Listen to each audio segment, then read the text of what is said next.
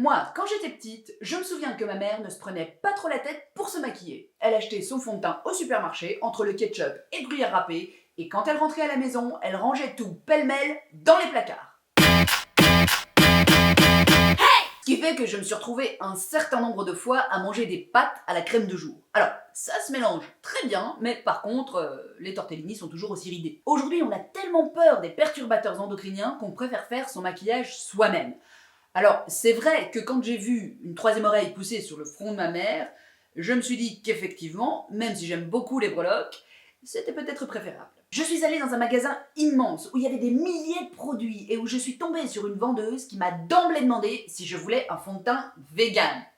Alors bon, s'il y a bien une chose que j'ai apprise en faisant les courses avec ma mère, c'est qu'on ne mange pas de fond de teint après 14 heures. Bah non, ça barbouille. Non, moi ce que je voulais c'était du miel pour m'épiler les sourcils. Mais quand je lui ai dit ça, la vendeuse m'a dit « Mettre du miel sur le visage, mais c'est comme donner de la confiture au cochon. » Et là, j'avoue que j'étais paumée. Parce que cette fille avait l'air tellement copine avec les animaux que l'espace d'une seconde, je me suis demandé si elle connaissait effectivement intimement des cochons qui faisaient eux-mêmes leur maquillage et s'épilaient les sourcils à la confiture, ou si elle me déconseillait par là l'exploitation des masses apicoles ouvrières pour l'entretien de mes bosquets sourciliers. Finalement, j'ai dit ok pour le fond de teint. Ce qui est marrant avec le fond de teint maison, c'est que tu mélanges 40 tout petits composants pour au final te retrouver avec une seule grosse bouse. Et puis alors, quand tu le mets pour la première fois, il y a un truc magique qui se passe. C'est-à-dire que le gros bouton que tu avais là en plein milieu du front, que tout le monde voyait, que tu voulais absolument cacher,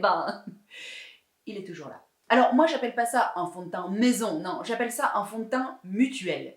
Tu payes pour un truc, tu penses que ça te couvre, mais quand on a vraiment besoin, ça marche pas. J'ai aussi essayé de fabriquer du mascara waterproof. Le mascara waterproof coule sur tes joues, coule sur ta dignité et coule ta carrière. Moi, au boulot, depuis cette expérience, quand quelqu'un me croise, il me fait « Hey, salut Pandi Panda !» Porter une fois ce truc te donne envie de te jeter d'un pont. Attention, avec le waterproof, gros risque de waterproof. Le maquillage maison, on va pas se mentir, c'est de la merde. La dernière fois, j'ai fait du vernis à ongles. Mais comme c'est bio, ça tient pas. Du coup, pour avoir une manucure correcte, il faut que je passe 60 couches sur chaque doigt. Résultat, au bout d'un seul, j'ai dit stop. C'est insupportable, toutes ces choses qu'on doit faire soi-même.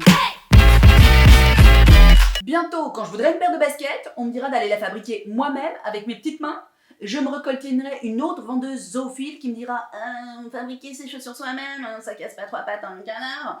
Et là, je ne saurais plus si effectivement elle connaît un palmipède bien membré ou si elle dénigre par là le travail du gamin bangladais qui fabrique mes Stan Smith dans une cave pour 50 centimes de l'heure. Non mais franchement, c'était mieux avant. Et n'oublie surtout pas de t'abonner, mettre un pouce vers le haut et partager un maximum cette vidéo. À bientôt!